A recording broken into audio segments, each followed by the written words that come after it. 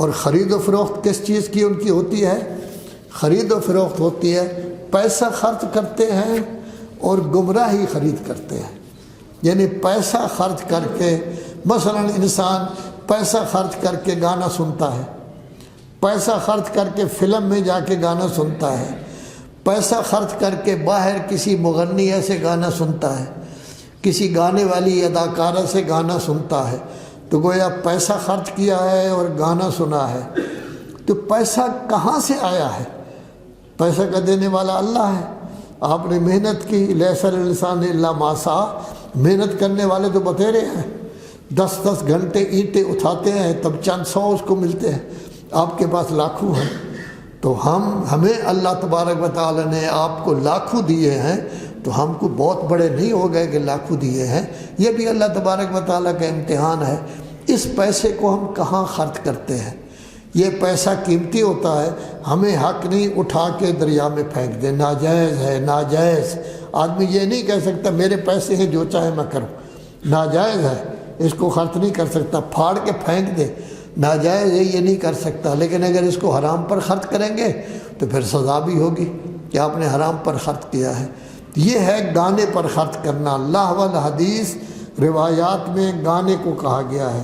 مثلا ایک آدمی نے لونڈی خریدی ہے بڑی خوبصورت، اس سے گانے سنتا، تو پیسہ خرچ کیا ہے، لونڈی خریدی ہے، بجائے اس کے کہ وہ گھر کا کام کرے گانا سنتا ہے تو حرام چیز خرید کر رہا ہے۔ یہ مثال کے طور پر آپ پرانے زمانے میں ہوتے تھے نٹ، آج کل تو پتہ نہیں ان کا نام اور آپ لوگوں نے رکھا ہوا ہے، تو ان کو بلا لیا، وہ آپس میں مذاق کر رہے ہیں، ہم لوگ ہنس رہے ہیں۔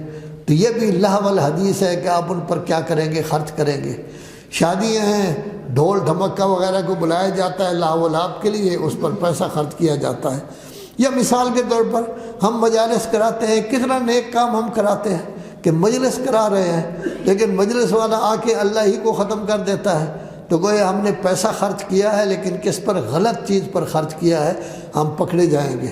اگر وہ جھوٹ بولتا ہے ہم پکڑے جائیں گے، کہ پیسہ تو ہم خرچ کر رہے ہیں نا۔ پرانے زمانے میں تو ہوتا تھا 5 روپے دے دیتے تھے، 10 روپے مجلس کے، 15 روپے سن 60-70 تک، اب تو سنا ہے لاکھوں میں ہوتا ہے۔ تو لاکھوں خرچ کر کے اگر کوئی غلط چیز آدمی خرید کرتا ہے تو یہ بھی لہو الحدیث۔ تو لہو الحدیث میں گانا بھی آئے گا، لہو الحدیث میں یہ مذاق ٹھٹا وغیرہ یہ چیزیں بھی آئیں گی، ڈھول ڈھمکا بھی آئے گا، غلط باتیں سننا بھی آئے گا، یہ ساری کی ساری چیزیں لہو الحدیث میں ہیں۔ لِيُضِلَّ عَن سَبِيلِ اللَّهِ بغیر علم، لوگوں میں سے کچھ ایسے ہوتے ہیں جو لہو الحدیث کو، غلط باتوں کو خرید کرتے ہیں یا گانے سنتے ہیں یا غلط باتیں سنتے ہیں۔ کیوں؟ لِيُضِلَّ عَن سَبِيلِ اللَّهِ، تاکہ لوگوں کو اللہ کے راستہ سے بھٹکا دیں، وہ اللہ کی مخالفت کرے، اللہ کے راستے پر نہ چلے۔ یہ جو کچھ کرتے ہیں بغیر علم، یہ تو کر رہے ہیں مجلس، ان کو پتہ ہی نہیں ہے کہ ہم غلط چیز کر رہے ہیں۔ مثال کے طور پر شادی ہو رہی ہے تو ایک آدمی کچھ پڑھ رہا ہے، اس میں حضرت یوسف کو اور پتنی اور کون سا نبی ہے اس کو وہ بناتے ہیں یہ دھمال ڈالنے والے۔